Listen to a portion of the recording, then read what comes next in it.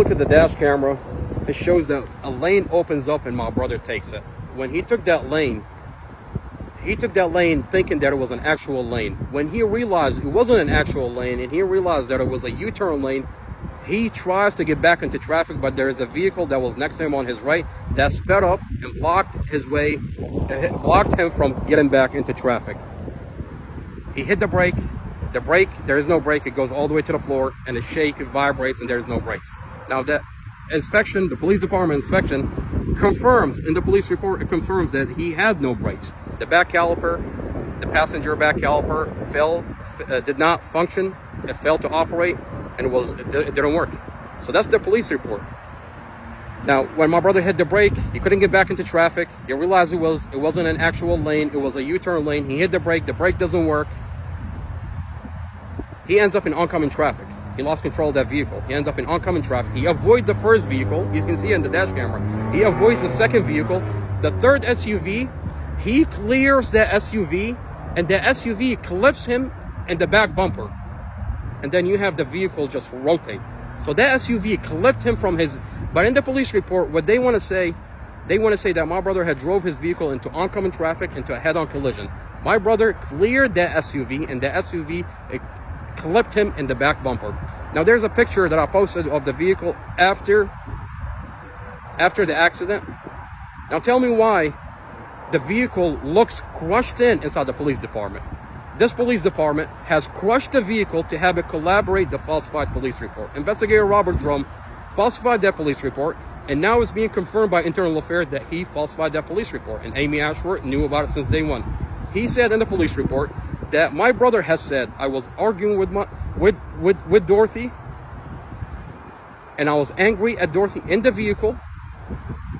That's what it says in the report. And it was a head-on collision. Now, they crushed that vehicle to make it collaborate that falsified police report. Internal Affairs, we're demanding answers. We're demanding answers. First Sergeant Sean Shelton, he took our complaint. We filed a complaint with him about the falsified police report. We're demanding, why is the vehicle crushed in? Why is the dash camera muted? Investigator Drum said he has the audio. He told the lawyer that we fired, Casey Stevens, that he has the audio. I have an audio of Casey Stevens telling us that Investigator Drum had told him that he has the audio. And I posted that conversation.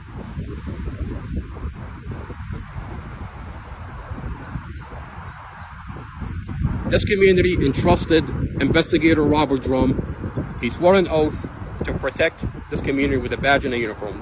This community gave him a badge and a uniform to protect this community.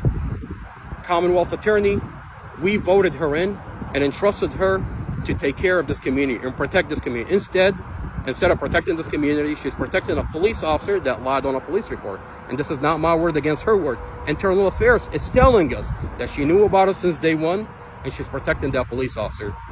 We're demanding that Internal Affairs give us answers. We want to know why this police officer lied on the police report. Why is Amy Ashworth protecting this investigator since day one?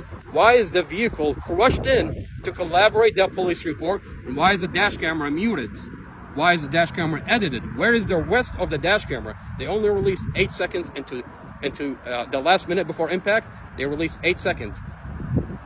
And they released the 8 seconds before impact. So you can't tell me that because of the impact, you only have 8 seconds, because you clearly cut the dash camera before impact. If this can happen to my brother, it can happen to anybody.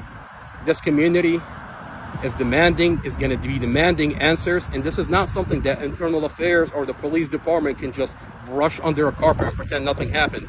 You have my brother sitting in jail since April. My brother was beaten up because of that police report in jail in May. They went in, handcuffed my brother behind his back, stripped him naked, beat him up to the point of unconscious, and they denied him medical. For 3 days, they left him in a room. My brother is still sitting in jail on a falsified police report. Amy Ashworth, 2 days after Internal Affairs called her and asked her if she knew about the falsified police report, and when she said, yes, I know about the falsified police report, 2 days after Internal Affairs, First Sergeant Sean Shelton called on her. She went in front of a grand jury. My brother wasn't there.